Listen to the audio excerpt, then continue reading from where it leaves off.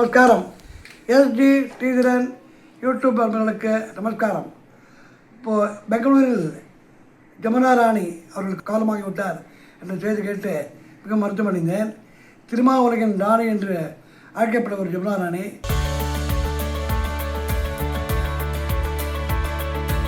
KV Mahadevan, MS. சுத்தநாராமூர்த்தி போன்ற பல music director பாடியவர்.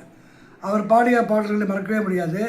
மகாதேவி படத்தில் பாடிய சிங்கார புன்னகையை மறக்க முடியுமா? இல்லை மாமா மாமா என்று பாடும் அந்த பாடலை மறக்க முடியுமா? அல்லது தாரா தாரா வந்தாரா என்ற பாடலை மறக்க முடியுமா? பல தெலுங்கு, தமிழ், கன்னடம், மலையாளம், சிங்களம் போன்ற பல மொழிகளில் பாடியவர். புன்னகை கண்ணார கண்டாலே சங்கீத வீணையும் எதுக்கம்மா.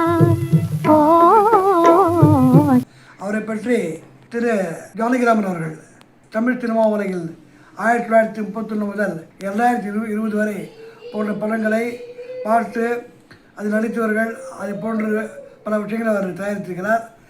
நம்முடைய ஜிக்கி பிரதர் நாராயணசாமி அவர்கள் வந்திருக்கிறார். ஜமுனா ராணும் ஜிக்கியும் நெருங்கிய தோழிகள். ஜமுனா ராணியை பற்றி திரு ஜானகிராமன் அவர்கள் கேள்விகள் கேட்பார். ஜிக்கி அம்மா கூட ஜமுனா அம்மா 65 வருஷம் அதுலேருந்து பழக்கம். அப்போ நானும் கூட போவேன் வருவேன். நிறைய பாட்டெல்லாம் மலையாளம், கன்னடம், தெலுங்கு, இது சிங்களம் இதெல்லாம் பாடுவாங்க.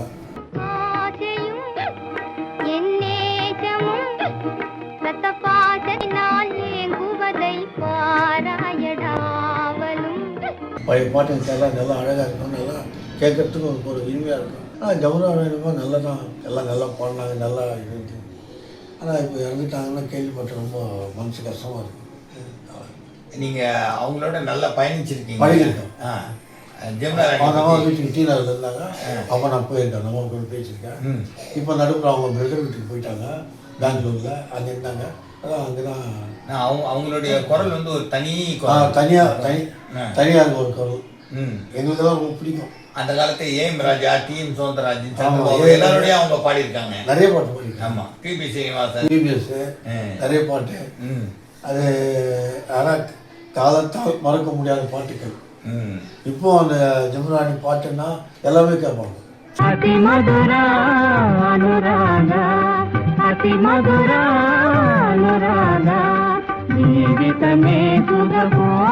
ஏஎம் ராஜாவோட அதிமதுரா அனுராதா, அது ஒரு நல்ல பாட்டு. ஆமா ஆமா, அதிமதுரா அனுராதா, அது நிறைய பாட்டு பாடிருக்காங்க. சந்திரபாபுவோட குங்குமப்பூவே, போக்கிரி ராஜா போதுமே தாஜா, போக்கிரி ராஜா போதுமே தாஜா, உங்களுக்கிட்டே ஜம்பமா வந்து வம்புகள் பண்ணு. அதே சந்திரபாபு வந்து குங்குமப்பூ பாடும்போது ஒரு ஓடிட்டே ஒரு இடத்துல நிக்காம டான்ஸ் ஆடிக்க பாடும்போது அதுக்கு அந்த கோடியில ஓடி போயிட்டாங்க. இந்த அம்மா வந்து காதை பிடிச்சி திரிக்கிட்டு போக்குரி போக்குரி போக்குரி போக்குரி ராஜான்னு அது வந்து அந்த வரி இவங்களாவே பாடினதை வச்சு நல்லா இருக்கு அப்படின்னு மியூசிக் டைரக்டர் வந்து அப்படியே படத்துல சேர்த்து அப்படியே எடுத்துட்டு ரெக்கார்ட் பண்ணிட்டாங்களா. அது வந்து ஒரு மறக்க முடியாத ஒரு சுவையான நிகழ்ச்சி தான். இளையராஜாவோட இசையில வந்து நான் சரிதா தீபாவளி வந்து அந்த காலத்து பாட்டு மாதிரி கொண்டு வரணும்ன்றத மைண்ட்ல வச்சு எம்.எஸ். ராஜேஸ்வரியோட சேர்ந்து இந்த பாட்டு பாடினாங்க. இதுவும் வந்து நல்ல ஹிட் ஆச்சு படத்துல. அது மாதிரி அவங்க வந்து ராஜா ஏஎம் ராஜாவோட இசையிலையும் பாடியிருக்காங்க, அவங்களோடையும் சேர்ந்து பாடியிருக்காங்க. டிஎம்எஸோட எல்லா ஆர்டிஸ்ட் அந்த காலத்துல இருந்தவங்க பாடியிருக்காங்க. அவங்களுடைய பாட்டு வந்து இன்னைக்கு இல்லை என்னைக்கு தகட்டாத ஒரு பாடல்.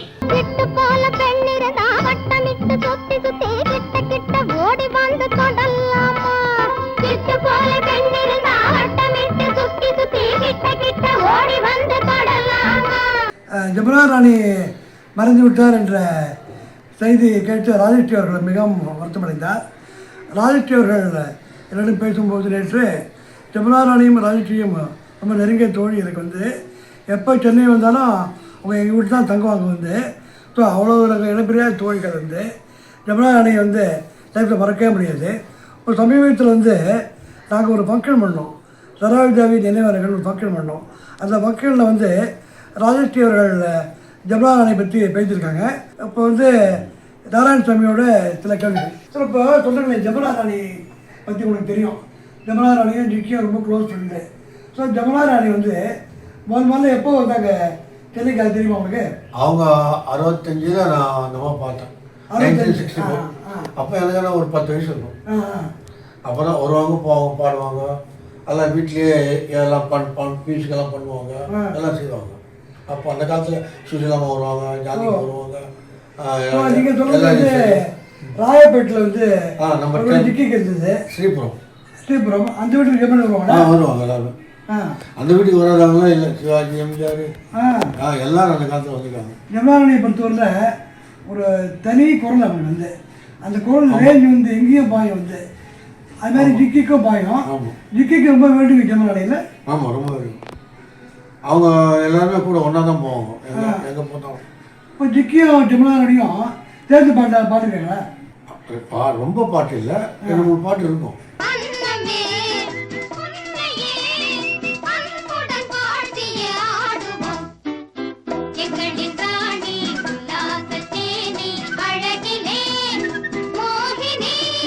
ஜமுனாராணி பாட்டுன்னா உத்தம புத்தூரில் யாழி போயின படத்தில் வந்து நம்ம 2 பாட்டு, அது தனி குரலாக தான்.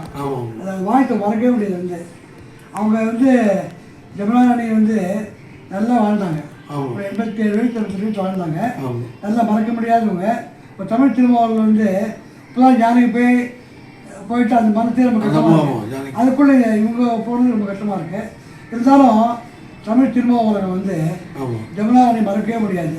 ஜமுனாராணி அந்த ராணின்னு பேருக்கு ஏற்ற மாதிரி ஒரு ராணி மாதிரியே வாழ்ந்தாங்க, ராணி மாதிரியே இருந்தாங்க. அவங்க ஜமுனாராணி யாருக்கும் வந்து ஈடுபட மாட்டாங்க வந்து, யாருக்கும் என்ன சொல்கிறதுக்கோ எல்லாம் அட்ஜஸ்ட் பண்ணுவாங்க. டியூன் மாற்றினா பாடுவாங்க, அந்த ஒரே வாட்டி தான் கேட்பாங்க ஜமுனாராணி.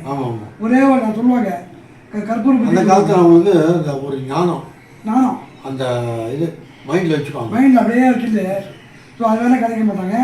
இப்போ இவர் சொன்னார் நம்ம ஜாகிராமன் சார், ஜமுனாராணி பாடாத இதே கிடையாதுன்னு டிஎம்எஸ் இதோடய பாடிருக்காங்க வந்து. ஸோ நம்ம எல்லாம் வந்து ஜமுனாராணி போயிட்டாலும் அவங்க குரல் மறைய, அவங்க ஆத்மா மறைஞ்சாலும் அவங்க குரல் என்னைக்கு இருப்போம். நன்றி, வணக்கம். பாசமலர் படத்தில் பாடின வந்து பாட்டொன்று கேட்டேன், அதை நம்ம மறக்கவே முடியாது வந்து. அந்த பாட்டொன்று கேட்டேன் பாடல் வந்து அந்த காலத்திலேயே 50,000 ரெக்கார்டு விட்டு போயிருக்குன்னு நான் கேள்விப்பட்டேன். இந்த பாசமலர் இந்த பாட்டுக்காகவே இப்போ வாங்கினாங்க.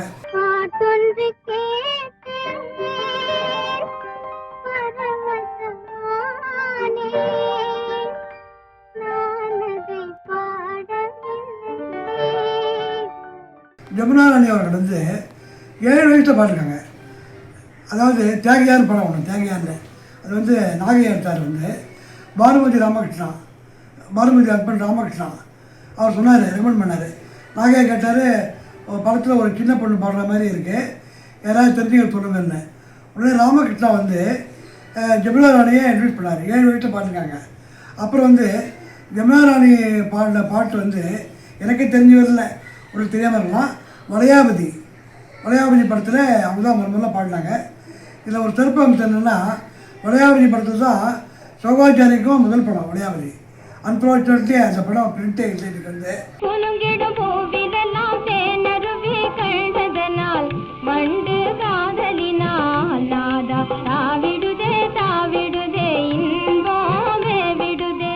ஸோ ஜமுனாராணி பற்றி சொல்லிட்டே போனால் வந்து நம்ம இவர் சொன்ன மாதிரி ஜாங்கிராமன் அதிமதுரா பாட்டு வந்து அது மறக்க முடியாத இது.